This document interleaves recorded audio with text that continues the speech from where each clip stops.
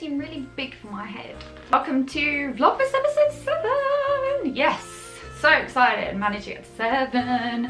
I think we probably know the intro now. I'm gonna do it anyway, just in case. If you're new to Vlogmas on my channel, we're doing something a little bit different. We are doing Disney tips for, I keep doing the intro, but this is a bit I keep getting wrong. We're doing every day between December 1st and December 25th, we are doing a Disney tip per day for traveling to Disney parks around the world. It's been a lot of Tokyo Disney and Walt Disney World. We did some Shanghai. We should probably do some Paris. But today, actually, we are back to talking about Walt Disney World. For Vlogmas episode 7, we are going to be talking about Dine with an Imagineer. Yeah! This is actually a little bit less of a tips and more of a chat. The tip generally is that dining with an Imagineer is awesome and you should definitely do it. So if you're wondering whether you should do Dine with an Imagineer, yes you should. It was awesome. So I did dining with the Yes, you should. It was awesome. I loved it so much. And I'm going to tell you guys why I loved it so much. And then you can work out if it's definitely something that you want to do. I guess maybe it isn't for everyone. And so you do kind of want to know. I did Dine with an Imagineer in August of 2016. So it was a little bit ago now. And it was in Walt Disney World. I believe Walt Disney World is the only place that you can do it. I imagine you may be able to do it in Disneyland. I don't know. But I did mine in Walt Disney World. If you have a search on the internet, you'll be able to find that at Walt Disney World they do 2 versions of Dine with an Imagineer. One at the Hollywood Brown Derby in Hollywood Studios and the other one at Cilantro's. I want to say Cilantro's. That sounds like a restaurant. I'm going to cheat and check. Okay, so the restaurant's called xxxxxxxxxxxxxxx. I mean, it's viable that a restaurant will be named after a herb. Yes, xxxxxxxxxxx, which is a restaurant at the Grand Floridian. We weren't heading to the Grand Floridian this time, so we decided to do ours at Hollywood. The Hollywood Brown Derby because we were definitely going to Hollywood Studios. So I booked my Dine with the Imagineer experience through the Disney World website. The Disney World website's great. For booking stuff, it's really quite fantastic. You can navigate to a page which has details about Dine with the Imagineer. You can then see when they have space available. You can then book it. And I don't believe that the booking is tied to, you know, a Walt Disney World booking in any way. So it's not like Fast Passes, which is tied to a booking. I believe you can just book the experience. I imagine they go 3 months in advance. I definitely booked mine within 3 months, but in any way I would check because it is such a great experience. You don't want it to sell out, so have a look on the website. Now before going, we were actually a little bit unsure about it. Initially I thought that it was just going to be me and my brother who's traveling with me and the Imagineer, and I was getting a bit nervous about it. I thought, this is going to be strange. Is it just us two and this person that we're just going to be talking to over dinner? Are we going to have enough questions? Is it going to be a little bit odd? But actually the whole experience was a lot more relaxed and a lot easier. So first of all, it's not just you and the Imagineer, it's you and about sort of, I don't know, there's 8 other people, 10, 12 other people. I think it maxes out at 12. I don't think they have any more than that. So it's you and whoever you're with and around 10 other people who will be having dinner with the Imagineer. In the Hollywood Brown Derby, and I imagine it must be the same in xxxxxxxxxxx, they have a special room where you have your meal. So it's not just you sitting in a restaurant with this random person and all these other people looking at you. You are in a separate dining room, and you get to go and sit in there, meet the Imagineer, and then just have a very, very relaxed meal with fantastic food. So before we talk about how the Imagineering chat works, let's talk about the food. The food at the Hollywood Brown Derby was fantastic. I loved it. It was a set menu though, so everybody's going to get the same thing. And we had a Cobb salad. I can't remember what the main was. We had a mixed dessert. There was a chocolate thing, a grapefruit cake, and a few others, and another thing. I can't remember exactly what it was.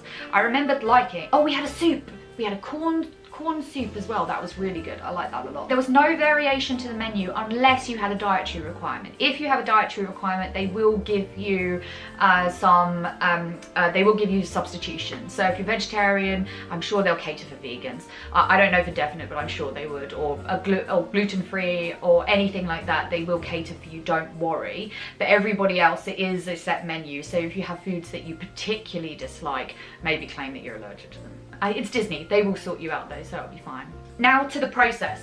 So you arrive at the Hollywood Brown Derby at a time that they tell you to in your booking. I think ours is at midday, so we got there about 10 minutes before. When the rest of your party arrives that you will be dining with, so these other random people that you don't know, you will be led into a separate room and through the restaurant and into this room. When you go into the room, the Imagineer will be there waiting for you and they will greet you at the door. Now, the Imagineer that we met was a guy called Tommy Byerly. His name is really, it's like, I always want to say Brierly or Blylery, or anyway, but Tommy Byerly, and he is I believe he still is, a civil engineer in the Imagineering team at Walt Disney World. So we met him, we sat down, and then our waiter came over, and our waiter's name was fantastic, this guy called Moses, and he will explain to you how everything is going to run. He will tell you that in front of you there is a menu, and it's got your name on it, so it says specifically, it's, you know, the menu for you. It's all the same, but it's like a nice keepsake to take home, this menu, and he will talk you through the courses, and then you've got some time to sort of chat with the Imagineer.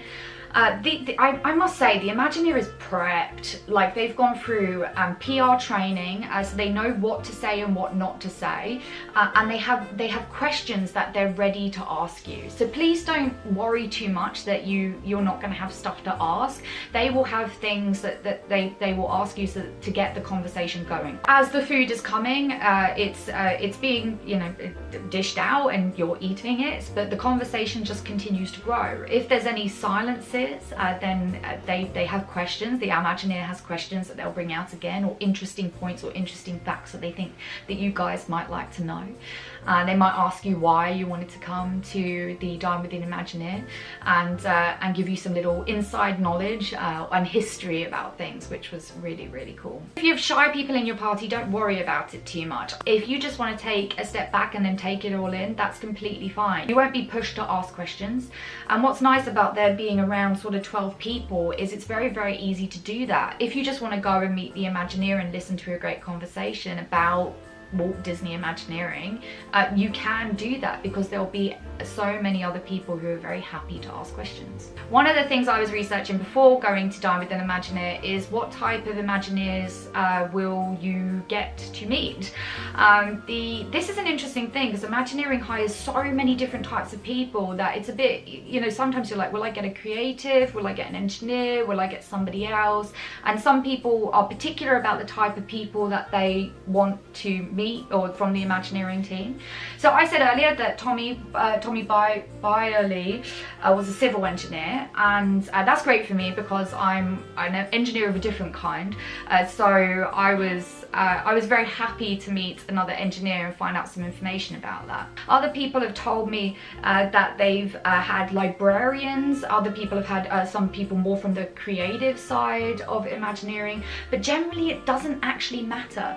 Dine with an Imagineer is so well crafted that the people that put it together will choose the Imagineers who have the insight into Imagineering to give you all of the answers to the questions that they can. So there was questions in our group about creative process. There was questions in our group about the Blue Sky group who meet to talk about all the fantastic new rides which may be built and probably never will be because only a few eventually actually get selected. There was questions about history. I had some engineering questions naturally, but generally Tommy was able to answer all of them. With one caveat, so I mentioned earlier that they are PR trained, and so these Imagineers will give you as much information as they possibly can without telling you things that they're unable to do. So don't think that you're going to get some super inside stuff on what magical new things are going to happen that the press haven't heard of yet. It's extremely unlikely that that's going to happen. They may be able to give hints about stuff. I remember we were asking Tommy about the world of Pandora, and he was saying it would be they will have water rides, but an evolved water ride. So it was like these kind of things, and he was sort of giving tips about other rides around the world which may have had this kind of technology included. He gave us some insight into some amazing hidden Mickeys, some some really, really cool hidden Mickeys. We also got some indication as to why the Rivers of Light show was late opening. It was supposed to open in May or June of last year and it didn't actually open, so he was able to tell us about that.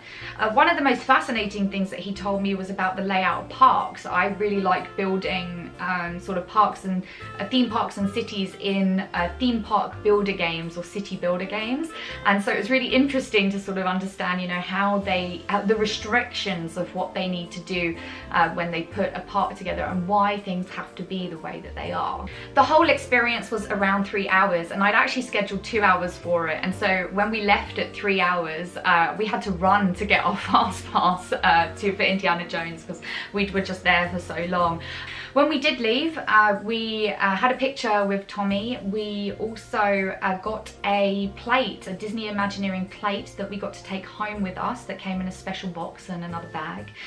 So as takeaways from the experience, we got that, the plate, the menu, and then the pictures that we had with Tommy as well. So who would I recommend this for? If you're inquisitive about Imagineering at all, I would definitely recommend that you do this experience. If you're in college and you want to do Imagineering as a career, then this is a perfect experience for you. It's also a good experience if you're just inquisitive about parks generally. Why did that go over here? Why is this like this? Wouldn't it be great if they did this? If you're kind of like a closet Imagineer or like a shower Imagineer like I am, like in the shower, what would I do to Disney parks? This is such a great experience. It really opens your eyes to that. It's absolutely amazing. Would I recommend it for kids? I think it depends on the age. For really little kids, I'm not too sure. It was quite a grown-up conversation, and the meal was also quite because it's like a nice restaurant, it's quite intense flavors. So I don't know if kids will get everything out of it that they would want, especially when there's Star Wars stuff going on outside. So yeah, but I think if you're in high school or you got kids in high school and you're, you know, looking to do something really interesting at the Disney parks with them, then it's a really, really fantastic experience. I thought I would like it. I didn't think I would like it this much. It was really quite good. So right, I'm done. I hope you enjoyed this review of the of Dine with an Imagineer, and I hope you get a chance to do it. It was one, if not my favorite experience of my Walt Disney World trip in 2016. For now, we're going to say goodbye from Vlogmas episode 7. Vlogmas episode 8, I think we're doing booking Tokyo Disney restaurants or quick service restaurants at Walt Disney World, or my favorite bag items. I don't know actually. Those are the things that are coming up. Or it could be something else. We'll see. Alright, I'll see you for Vlogmas episode 8. Thanks so much guys. See you around. Bye.